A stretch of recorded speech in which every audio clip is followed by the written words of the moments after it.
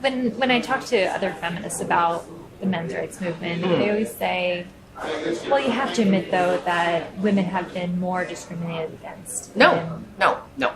See, that doesn't even make any logical sense. Women have been more discriminated against. Well, when you are discriminating against someone as compared to somebody else, okay, you cannot have sexism against women without having sexism against men, right? You can't, right? Whether it's positive or negative sexism, right, is going to differ, right? It's not the same as, say, black and white, right, where you can have all kinds of negative discrimination against black people and positive discrimination in favor of white people, or Germans and Jews, or what Aryans and Jews, or whoever, right, like tribal groups. When it comes to men and women who have always lived their lives together, there was never some society of only women, and then men came along and colonized them and enslaved them all, and it was like two tribes of people. No, we've always been one tribe.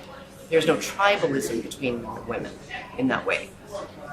And so sexism works in such a way that sometimes the exact same perception of women that hinders them. So you have Anna Kasparian saying that it is difficult sometimes because people don't always take her seriously because she's fairly young and she's pretty. And one of the things that she does, because what is necessary for women to be sexually attractive to men is to enhance their youth, right? When you look as young as you can to be as sexually attractive to men as you can and demonstrate your sexual attractiveness to other women, okay, so you can compete in that hierarchy because there is one, you are also emphasizing the fact that you are not wise and you have no experience because you're young, right? And young people don't have that, right? But this is the price women pay in order to be considered sexually attractive, right? And that's important to them, and it should be important because sex is a huge part of life, right? Now, so she will be taken less seriously in that context. But when it comes to the context of if she's harming someone, or if she's angry, or she's frustrated and she hits her child, right? People are not going to take her seriously the way they would take a man seriously in those contexts, right? People will try to make excuses for her. They'll try to say, well, she's really stressed out, and there was not really any harm done. It wasn't really that bad.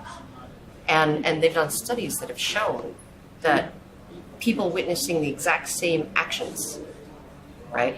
If it's a man or a woman, they will always, always judge the woman's actions as less severe, less threatening, less intimidating, less violent than if it's a man doing the exact same thing, right? Because they do not take her seriously in that way. And that has a whole bunch of benefits, right? Less jail time, less likelihood of being arrested, less likelihood of being beaten up because you sort of were in a mood to start something, right? And you were, jabbing your finger in somebody's chest, right? If you're a man and you do that to another man, he takes you seriously and knocks your block off, right?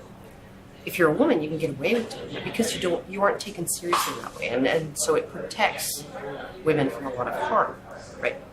And when you look at men, it's the other way around, right? Men are taken more seriously when they speak authoritatively, when they're a news anchor, when they're selling high-ticket items like cars, when they're doing the narration for commercials, right? It's either a man or it's a woman with a deeper voice, because a deep voice has definite psychological effects on people.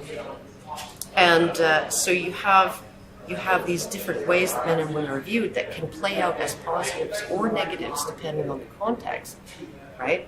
So you can't even say there's positive discrimination and negative discrimination, right? What you have to do is you have to say if there is X sexism against women, then there is, by definition, X sexism against men. Like there's an equal amount of sexism against men. There's an equal amount of discrimination, whether it plays out positively or negatively.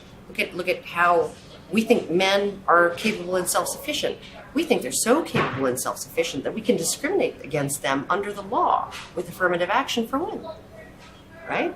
Mm-hmm. We assume those assumptions that feminists tell us are privilege, male privilege.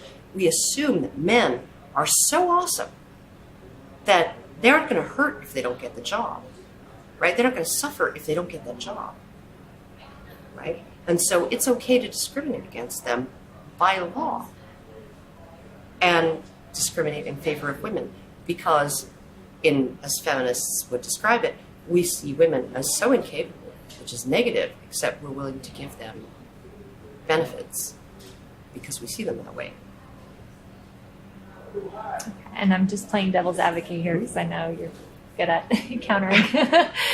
But what I'm gathering is that even if we look at one area that could be discrimination or just a way that our gender is feeling unhappy with their role or say youth for women, it's like, oh darn, when you're only being looked at for your body, but when it's to your benefit, then you don't complain.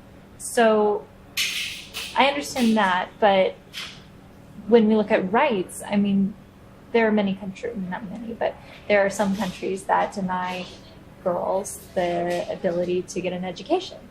Most of those countries also have issues with boys getting an education. I actually saw a poster by a feminist that was put out by a feminist group, and it said, X many million children worldwide are denied an education. Half of them are girls. I'm like, yeah, no duh. Okay.